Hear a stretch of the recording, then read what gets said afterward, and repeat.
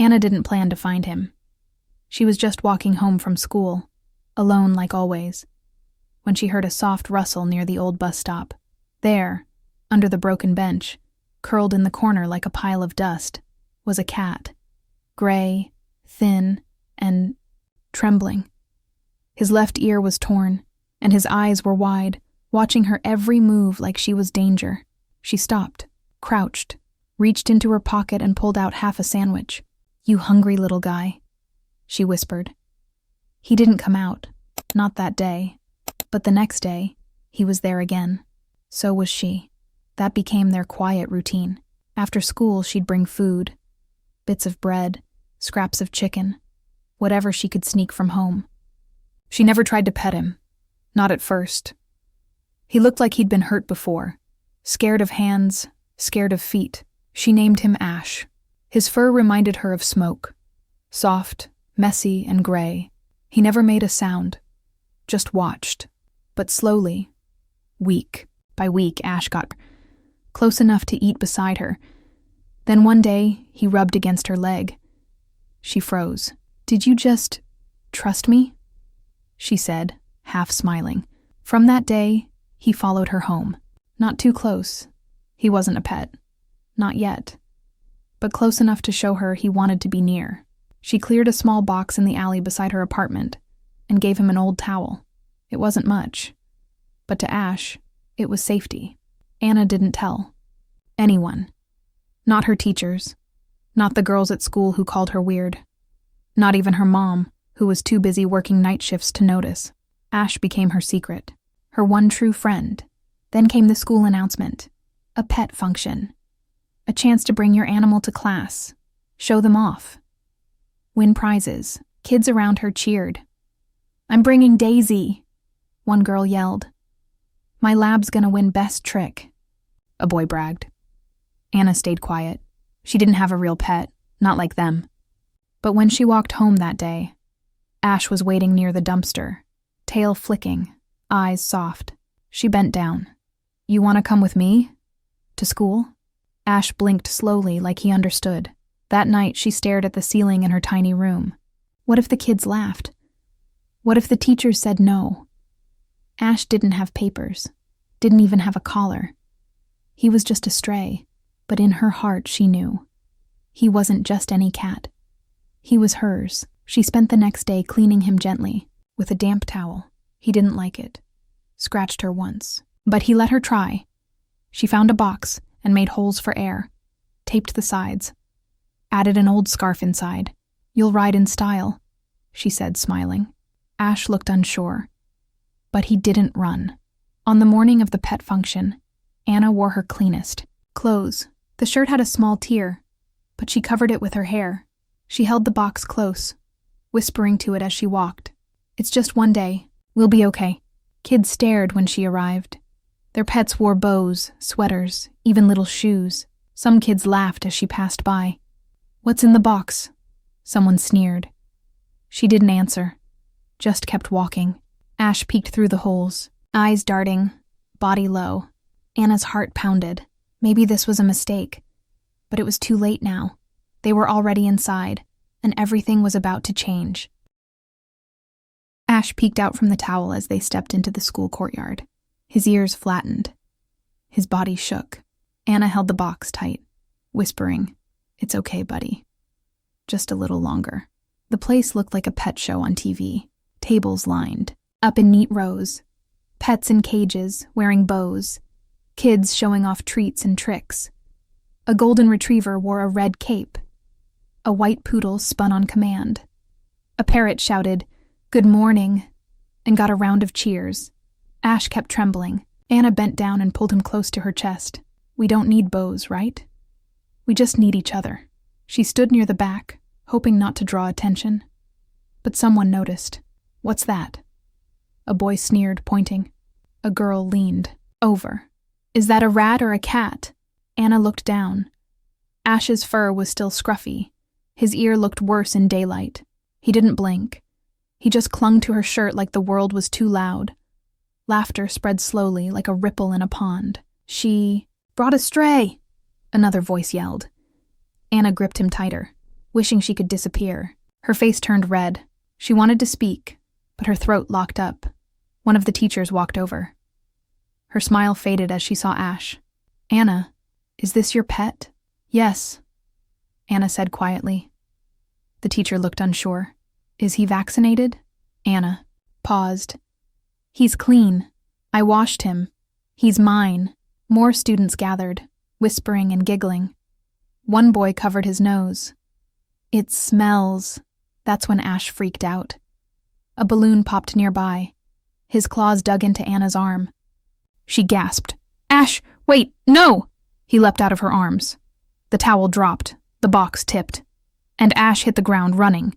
Kids screamed. A few laughed even louder. "The rat's loose!" someone shouted. Anna chased him through the legs and tables. "Ash, please stop." But he was gone. Past the tents. Through a gap in the fence. Just like smoke. He disappeared. Anna froze. Her chest rose fast. Her arm stung from the scratch, but her heart hurt more. She looked around. Everyone stared. Some laughed. Others whispered. She backed away, hands shaking. She found a quiet corner near the gym and sat down. Tears welled up. She tried not to cry. She didn't want to give them more to laugh at. But she couldn't stop the words in her head. "You should have left him home. You knew this would happen." Footsteps approached. It was Mia, a girl from her class. She had brought a golden retriever dressed like a superhero. Mia didn't laugh, but her eyes were full of pity. "Are you okay?" she asked. Anna wiped her eyes quickly. "Why'd you bring him?" Mia said softly. "Because he's my best friend," Anna whispered. Mia nodded, then walked away. Anna sat there for what felt like forever. The sky seemed too bright, the voices too loud. She stood up finally, walked home alone. No one noticed. She left. When she reached the alley near her apartment, she whistled softly. "Ash?" Nothing. She checked under the steps, behind the bins, under the porch. "Ash, I'm sorry. Please come out." But the alley stayed still. That night, Anna couldn't sleep. She kept hearing the laughter, seeing his eyes just before he ran. She stared at the box. The towel still smelled like him. Her mom knocked once. "Dinner." "I'm not hungry," Anna replied. Later, she opened her window and whispered, "Please come back. I didn't mean for this." But only wind answered. Ash was gone. And so was the part of her that felt brave. The box sat empty on her windowsill. The towel inside hadn't moved. 2 days had passed. No Ash. Anna hadn't stopped looking. Before and after school, she walked through every alley near the building, behind stores, near the schoolyard. Nothing. She called his name so many times her voice went hoarse. She checked under cars, behind trash bins, anywhere dark and quiet. But deep down she knew why he was hiding. The noise, the yelling, the laughter. He'd hated all of it. He had run from fear. And from her. Each night, Anna sat by the alley beside her apartment, waiting, hoping, whispering into the dark. "I didn't mean to scare you," she'd say. "Please come back." But the shadows never answered. On the 3rd morning, as she was leaving for school, an old janitor from the next building called out, "The girl with the gray cat." Her heart skipped. "Yes!" I saw one. Looked. Hurt. Was limping near the bakery dumpsters yesterday. Could be him. Anna dropped her bag and ran. She didn't wait. She didn't care if she was late. The bakery was 3 blocks down, tucked behind a grocery store.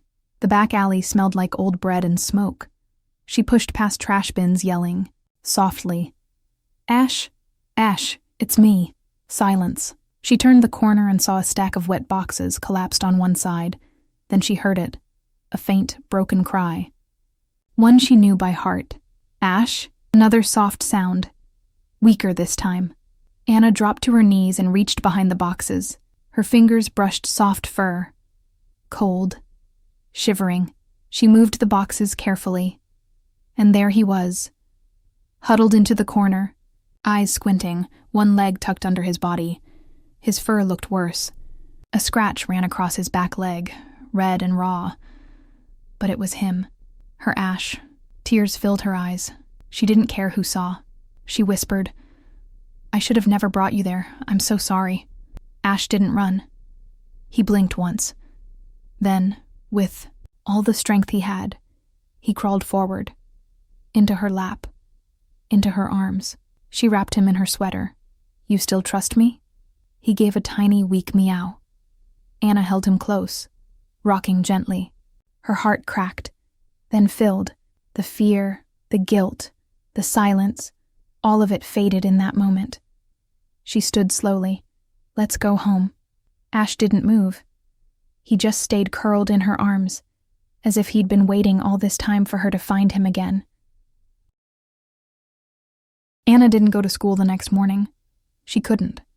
Her legs felt too heavy, and her chest still hurt from everything. She stayed in bed, curled beside Ash, who now rested quietly in a soft towel. His cut had been cleaned. He was still weak, but his eyes followed her everywhere. Around noon, the phone rang. "Anna?" Her mom called from the kitchen. "Your teacher wants to talk."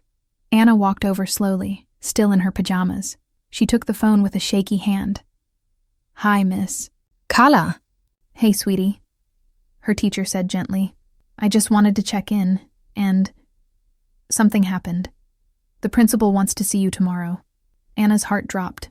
"Am I in trouble?" "No. Just come in, okay?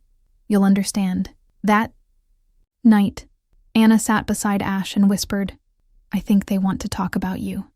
Ash gave a soft purr, pressing his head into her palm.